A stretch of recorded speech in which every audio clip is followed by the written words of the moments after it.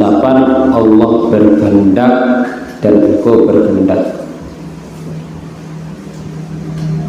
Allah berkehendak dan engkau berkehendak. Karena pertolongan Allah dan pertolonganmu pakai dan.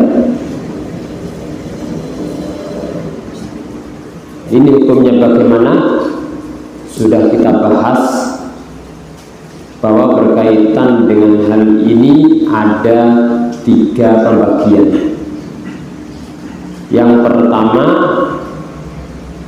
adalah yang hukumnya boleh,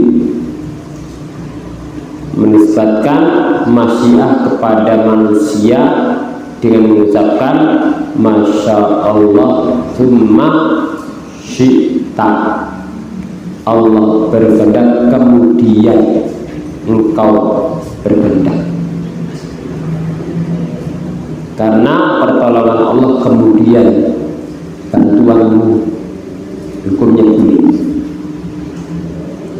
Yang kedua, yang lebih tinggi lagi kedudukannya, lebih utama, yaitu ucapan Masya Allah wahdah, hanya kehendak Allah semata, semua ini bisa terwujud, Bang.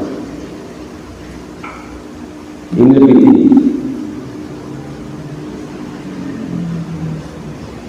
Yang tidak boleh adalah Masya Allah wa syi'ta. Jadi Masya Allah wahdah paling tinggi kedudukannya, Masya Allah thumma syi'ta hukumnya boleh dan termasuk hal utama. Tapi yang tidak boleh adalah Masya Allah wa syi'ta. Lalu bagaimana dengan ayat ketika menyebutkan wa may yuti'illah wa rasulahu faqad faza fawzan 'azima? Itu kan ada itu. Barang siapa yang taat kepada Allah dan Rasulnya, maka sungguh dia beruntung dengan keuntungan, dengan kesuksesan yang agung. Bagaimana menggabungkan antara bab ini dengan ayat tadi? Dijelaskan oleh Syekhul Islam rahimahullah ta'ala, kalau bab ketaatan kepada Allah dan Rasulnya ini boleh pakai dan. Berbeda dengan Masya Allah wa syi'ta wa Rasul, gak boleh. Karena masyiah, kehendak itu semua ada kembali kepada Allah. Kehendak Rasul bukan bagian kehendak Allah. Kehendak Allah bukan bagian daripada kehendak Rasul atau manusia. Sehingga tidak boleh menyejajarkan. Makanya Imam Syafi'i mengatakan apa? Masyita kan wa illam asya wa masyitu lam yakun illam tasya. Ya Allah, apa yang kau kehendaki pasti terjadi walaupun aku tidak berkehendak. Dan apa yang aku kehendaki tidak akan terjadi jika aku tidak berkehendak. Artinya apa? Kehendak manusia itu di bawah kehendak Allah Subhanahu wa ta'ala, ngikut kehendak Allah Subhanahu wa ta'ala, mengtetapkan Allah Subhanahu wa ta'ala, semua dengan takdir Allah Subhanahu wa ta'ala. Tapi dalam bab ketaatan itu dibolehkan. Kenapa? Karena ketaatan kepada Allah dan Rasulnya itu tidak bisa dipisah-pisahkan. Syahadat dengan keesaan Allah, syahadat dengan Rasulullah Nabi Muhammad SAW tidak bisa dipisahkan antara syahadat yang pertama dengan syahadat yang kedua. Syahadat yang kedua tidak bisa dipisah dari syahadat yang pertama. Begitu pula dalam ketaatan. Ketaatan kepada Allah tidak bisa dipisahkan dari taat kepada Rasul. Taat kepada Rasul tidak bisa dipisahkan dari ketaatan kepada Allah Subhanahu wa ta'ala. Man ata'ani faqad ata Allah. Nabi SAW bersabda, siapa yang taat kepadaku maka sungguh dia taat kepada Allah. Jadi itu kenapa dipulihkan dalam bab ketaatan kepada Allah dan Rasulnya dengan menggunakan huruf wawu atau dan. Itu rahasianya. Tapi kita sampai pada dalil ketiga.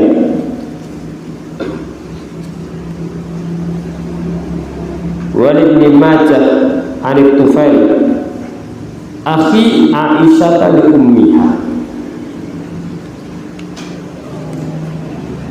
Diriwayatkan oleh Imam Ibnu Majah dari At-Tufail, saudara Aisyah seibu. Artinya apa ini? Saudara Aisyah seibu. Kalau satu ibu apa beda bapak?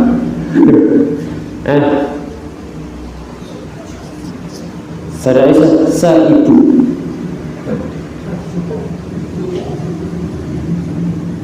Seibu artinya kan kandung, ya, saudara kandung.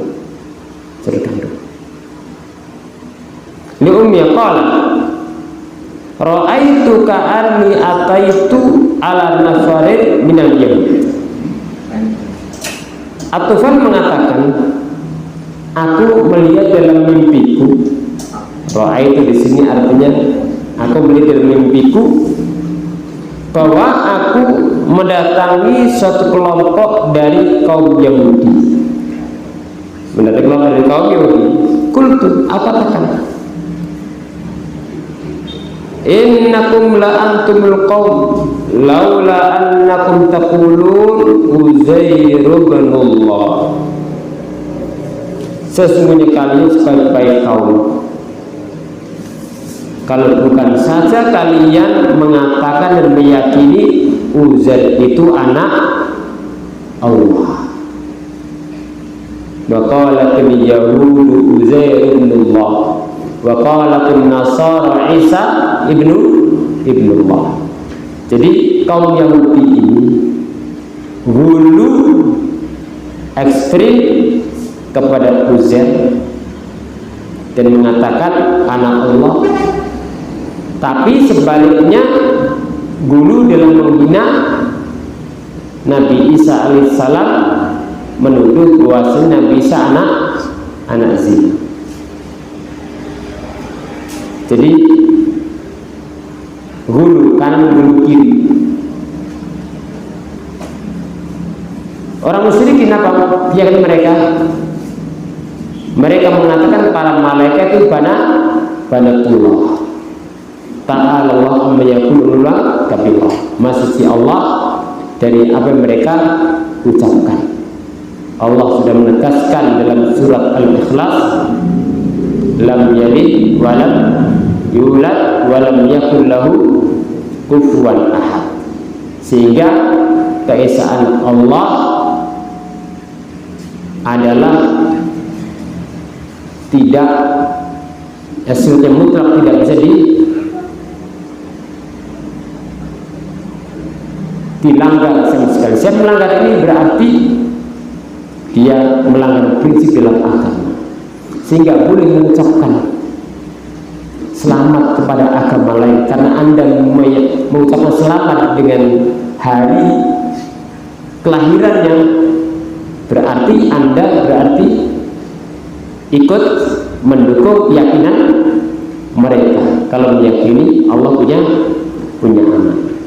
Tapi itu terkadang dianggap biasa dalam kehidupan manusia. Padahal muamalah yang baik kepada manusia tidak harus menanggalkan, melepas prinsip dengan mengikuti pola agama orang lain. Pegang prinsip tapi lembut kepada manusia. Dan itu tidak bertentangan. Kadang orang kebablas kanan belas kiri, ya, aku mau prinsip, akhirnya apa? Menzalimi orang lain dengan keyakinan dia beda keyakinan, Sebaliknya, yang penting baik kepada manusia, harus lemah lembut, harus baik sama manusia. Akhirnya apa?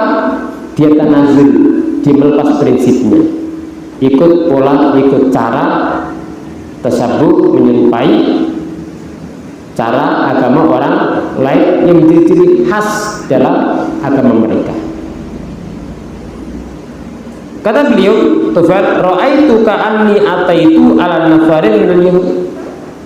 Aku melihat dalam mimpiku seakan-akan aku mendatangi sekelompok dari kaum Yahudi. Kultu, aku katakan, sesungguhnya kalian sebaik kaum yang baik kalaulah kalian tidak mengatakan Uzair itu anak Allah. Artinya apa? Kebaikan hancur dengan keyakinan ini, runtuh. Qalu wa innakum la antumul qaum laula annakum taquluna ma syaa Allah wa syaa Muhammad. Ternyata dibalas sama kaum Yahudi tadi. Sesungguhnya kalian sebagai kaum, kalaulah kalian tidak mengatakan Masya Allah wa syaa Muhammad, ya. Apa artinya? Kamu juga jatuh dari perbuatan kesyirikan, itu maksudnya mereka. Tapi beda. Walaupun ini sama-sama ada pelanggaran, tapi satunya kufur besar, ini kufur kecil dalam lafaz. Beda. Walaupun tetap seorang muslim kalau tahu itu hal tidak benar harus ditinggalkan. Qalu wa innakum la antumul qaum laula annakum taquluna ma syaa Allah wa syaa Muhammad.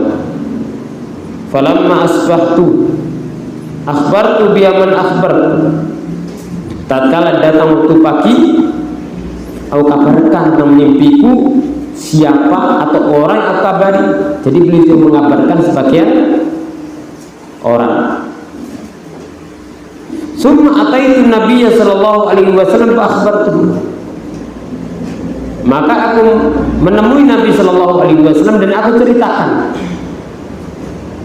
Faqala hal akhbarta bi ahadun hal akhbarta biha ahadan.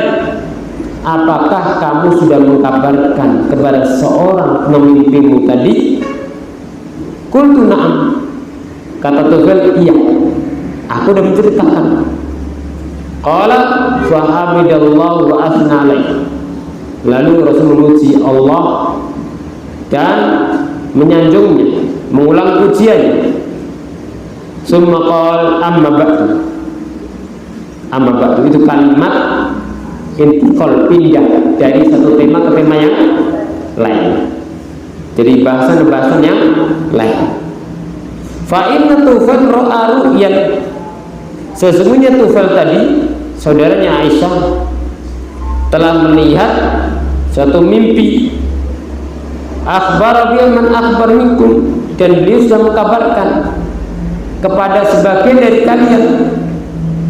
Wa innakum qultum kalimatan kana yawnuni kada wa kada.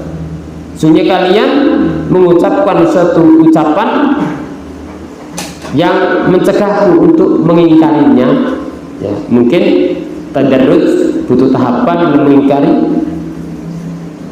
Dan disebutkan oleh Syekh Muslimin yamnul hayat walakin laisa min ingkaril batil wa inna minna anha duna an ya'muru Allah bidzalika. Rasulullah sallallahu alaihi wasallam karena belum diperintahkan untuk mengingkari, sehingga beliau belum mengingkari hal tadi. Artinya ada tadar seperti khamar gitu kan, pengharamannya bertahap. Jadi ada yang menghalangiku untuk mengingatkan kalian. An anhakum anha fala taqulu. Apa maksud Rasulullah? Jangan kalian mengucapkan masya Allah wa syaa fulan wa qulu masya Allah wa wahyu. Jangan ucapkan Allah berkehendak dan Muhammad berkehendak, tapi ucapkanlah Allah semata yang berkehendak. Ini lebih tinggi dari apa? Masya Allah ma syi'ta. Di sini disebutkan tentang mimpinya Tufail. Mimpinya Tufail, ya, disampaikan kepada Nabi Shallallahu Alaihi Wasallam. Berkaitan mimpi, kesimpulannya itu ada 3. Mimpi itu kesimpulannya ada 3. Yang pertama adalah yang memang benar-benar ar-ru'yah, mimpi. Dia melihat sesuatu dalam mimpinya, kemudian terjadi seperti mimpinya.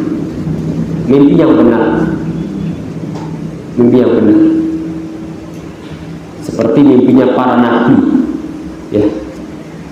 Bahkan mimpinya para nabi adalah wahyu. Kalau mimpi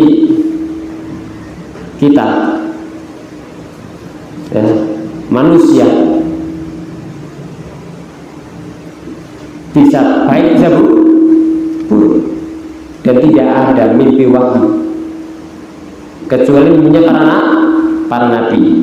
Adapun sahabat yang mimpi tentang azan, lalu dikabarkan Rasulullah SAW, kemudian ditetapkan itu yang menjadi sebab syariat, bukan mimpinya, tapi ketetapan dari Rasulullah SAW. Seperti dalam hadis ini, yang mimpi siapa? Tufail. Tapi yang membenarkan dan menetapkan siapa? Rasulullah SAW. Kalau cuma dari Tufail mimpi begitu saja, maka tidak bisa disikapi dan tidak bisa dijadikan sebagai dasar syariat. Benar apa buruk, benar apa tidak. Tapi kalau zaman Nabi Shallallahu Alaihi Wasallam, sahabat mimpi datang kepada beliau Shallallahu Alaihi Wasallam, beliau menetapkan. Maka yang menjadi sebab itu syariat adalah ketetapan dari Nabi Shallallahu Alaihi Wasallam. Makanya hadis Nabi itu ada hadis berupa fi'li, perbuatan Nabi Shallallahu Alaihi Wasallam yang diriwayatkan para sahabat. Yang kedua ada hadis qauli, sabda Nabi Shallallahu Alaihi Wasallam, ucapannya yang didengar para sahabat. Yang ketiga takrir, ketetapan Nabi Shallallahu Alaihi Wasallam terhadap perbuatan para sahabat atau yang terjadi pada sahabat Nabi Shallallahu Alaihi Wasallam. Jadi yang pertama mimpi itu. Yang kedua, mimpi itu namanya adalah mimpi dari setan. Mimpi dari setan. Mimpi dari setan. Mungkin karena waktu tidur nggak baca doa, nggak baca ayat kursi, nggak baca 2 ayat terakhir surat Al-Baqarah atau doa-doa yang lain. Dan doa mimpi itu, doa tidur itu banyak sekali dan makna-maknanya luar biasa yang selalu berkaitan akidah. Coba doa tidur apa? Bismika Allahumma amutu wahya. Bangun tidur apa? Alhamdulillahilladzi ahyana wa'dama amatana wa ilaihi nusyur. Itu mengingatkan manusia supaya selalu zikir. Bangun tidur pertama kali yang diingat Allah Subhanahu wa taala. Alhamdulillah, dapat nikmat bisa bangun, ingat. Yang kedua, ketika seorang mau tidur, ingat bahwasanya tidur itu mati, tidak sadar seorang. Menunjukkan apa? Manusia diingatkan dengan kematian supaya beramal saleh. Bangun tidur, hidup. Wa ilaihi nusyur, hari kebangkitan, diingatkan tentang hari kebangkitan. Selalu berkaitan akidah. Jadi doa tidur banyak, perlu dibaca. Dan banyak, walaupun tidak harus dibaca semua dalam satu waktu, tapi perlu dibaca hal-hal yang penting paling tidak. yang lainnya bisa bergantian. Adapun yang ketiga itu mimpi apa? Adghasul ahlam, yaitu bunga tidur. Sebelum tidur atau seharian dia melakukan perbuatan ini dan itu, akhirnya bawa tidur, ya. Waktu niang alam, ya, ikan buahnya di laut. Ketika tidur tarik, ya, atau jual ikan, ya, dapat rezeki banyak. Kaitannya dengan apa? Yang dilihat dan tidurnya sesuai dengan apa yang dipikirkan sebelum tidur. Jadi itu mimpi. Ada 3 bagian.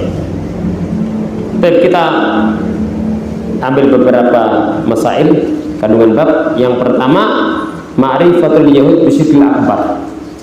Ternyata orang Yahudi itu tahu syirik kecil, tapi Yahudi itu tahu ilmunya tidak diamalkan.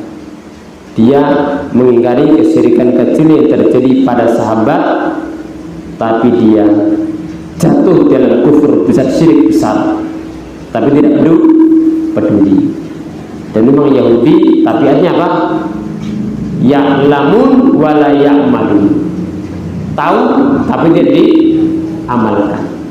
Karena Nasara ya'malun wa la ya'lamun.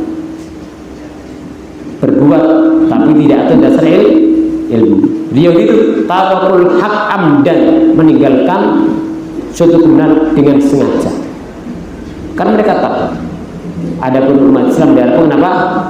Ya'lamun wa ya'malun. Ya'malun wa ya'lamun. Beramal dan berbuat. Ilmunya berbuah amal, amalnya dibangun di atas dasar ilmu. Itu harapannya pada umat ini. Dan itu setiap hari kita baca dalam doa, ihdinas siratal mustaqim siratal ladzina an'amta 'alaihim. Ini sifat orang beriman. Ghairil maghdubi 'alaihim, sifatnya kaum Yahudi. Waladdallin, mendallin sifatnya kaum Nasara. Atsaniyatu fahmul insan idza kana lahu hawa. Pemahaman manusia apabila dia memiliki hawa, keinginan tertentu, tendensi tertentu, ya. Makanya Yahudi ada tendensi, ya, iri dan dengki kepada kaum muslimin. Maka dia mengingkari hal-hal yang sebenarnya pelanggaran mereka lebih besar, dan mereka mengingkari bukan untuk meninggalkan, tapi cuma cari-cari kesalahan. Maksudnya buruk, tapi dalam Islam walaupun maksud mereka buruk, kalau memang itu batil, sudah kita bahas, ya. Walaupun sahabat ketika jatuh dalam ucapan Masya Allah wa syi'ta ditegur kaum Yahudi, diterima apa tidak tegurannya? Diterima. Kalau memang itu salah, ucapan dia benar dalam titik ini. Makanya sudah kita bahas apa?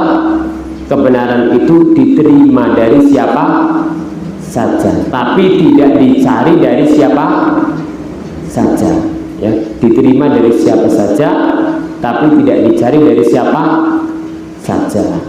Kalau nyari ilmu, nyari kebenaran, jadi ahli kebenaran. Orang yang punya ilmu dalam agama, pemahamannya benar, ya. Tapi kalau memang datang kebenaran dari siapapun, kita terima. Seperti kisahnya sahabat Abu Hurairah ketika dia ditugaskan menjaga, ya, Baitul Mal, dicuri sama setan, ditangkap sama Abu Hurairah, ya. Akhirnya apa? Dilepas. Kemudian datang lagi. Akhirnya diajarkan supaya dia membaca ayat kursi. Dilaporkan kepada Nabi Shallallahu Alaihi Wasallam. Beliau mengatakan, sodaqahu kadu. Dalam hal ini benar dia, walaupun dia adalah makhluk yang pendusta, diterima. Itu benar bukan karena dari setan sumbernya, bukan. Kemudian akhirnya boleh belajar kepada setan, bukan. Tapi itu kan dibenarkan oleh syariat. Kebenaran itu diterima dari siapa saja. Tapi kalau nyari belajar, maka kepada ahlu sunnah. Kemudian yang ketiga, sabda Nabi Shallallahu Alaihi Wasallam, dan ketika sahabat datang kepada Nabi Shallallahu Alaihi Wasallam mengatakan, Masya Allah wa syi'ta, Allah berkehendak dan kau berkehendak. Maksudnya baik apa bukan? Baik apa maksudnya? Muji Nabi Shallallahu Alaihi Wasallam. Tapi dalam Islam itu niat yang baik saja tidak cukup. Tapi di samping niat yang baik, caranya harus baik dan benar. Kalau niatnya baik, caranya baik, insya Allah hasilnya baik, jadi amal soleh. Kalau niat baik saja, caranya salah, bukan amal soleh. Caranya benar, tapi niatnya tidak benar, juga bukan amal soleh. Amal soleh itu yang niatnya soleh, caranya soleh, itu baru amal soleh. Wa amilus solihat. Kalau sahabat tadi datang kepadanya mengatakan Masya Allah wa syi'ta, Rasul tegur dengan tegas, aja'al-tani lillahi, dan apa kamu menjadikan aku tandingan bagi Allah? Keras atau tidak? Keras. Lalu bagaimana dengan orang yang memuji-muji secara berlebihan? Seperti ucapan maliman aludhu bihi siwaka. Artinya aku minta perlindungan, minta pertolongan tidak ada kecuali perlindungan darimu. Minta perlindungan kepada makhluk, apalagi terkait terjadi musibah, nggak boleh. Ketika dapat nikmat, ingatnya Allah, ada musibah, minta kepada siapa? Minta pertolongan kepada Allah Subhanahu wa ta'ala untuk diangkat, ya, untuk diangkat. Yang keempat, ana hadza laisa minasyirkil akbar. Ucapan Masya Allah wa syi'ta yang diucapkan sahabat itu bukan termasuk syirik besar. Bukan syirik, tetapi apa? Syirik asghar, termasuk syirik asghar. Walaupun asghar tetap suatu yang terlarang. Al-khamisatu, pelajaran yang kelima, ana ru'ya sholihatan min aqsamil wahyi. Mimpi yang benar itu termasuk bagian daripada wahyu.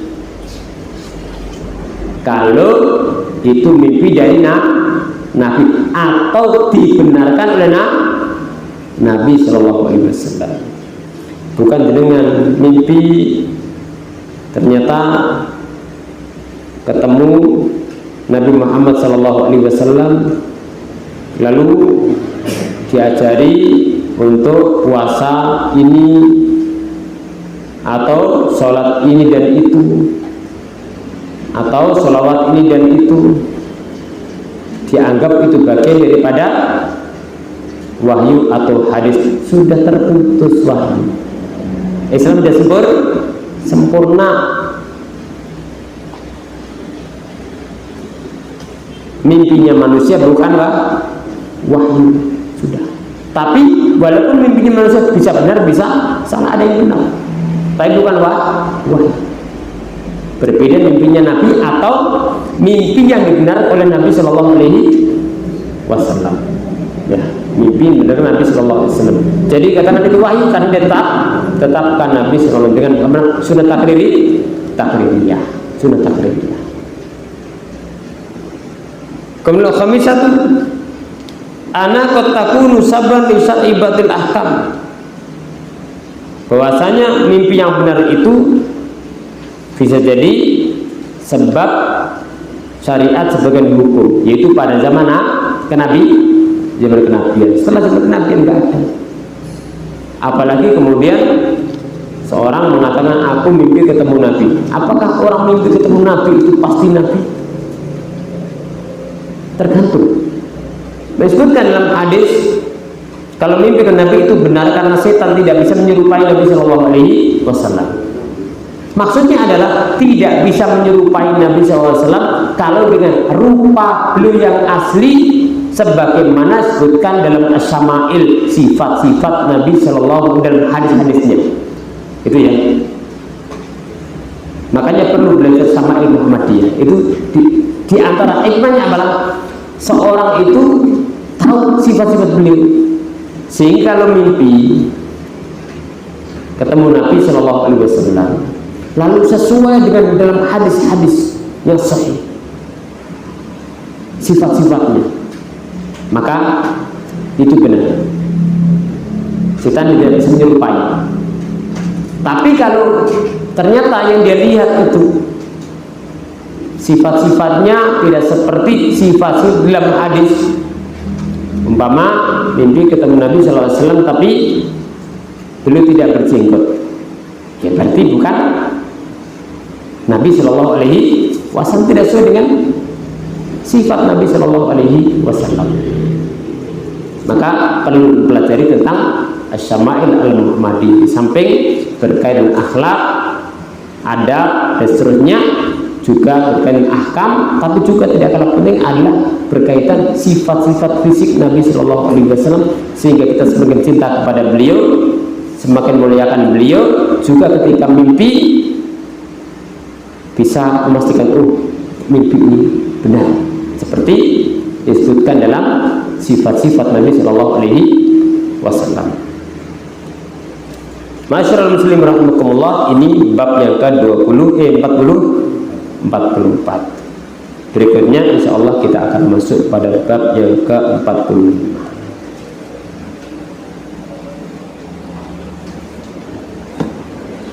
Saya kira kalau kita bahas sudah beberapa kisahnya. Masih lama sudah bisa. Sudah. Makanya tapi insya Allah kita sambung pada berikutnya bab yang ke-45 insya Allah ta'ala. Subhanallah wa bihamdik, asyhadu an la ilaha illa anta, astaghfiruka wa atubu ilaik. Assalamualaikum warahmatullahi wabarakatuh.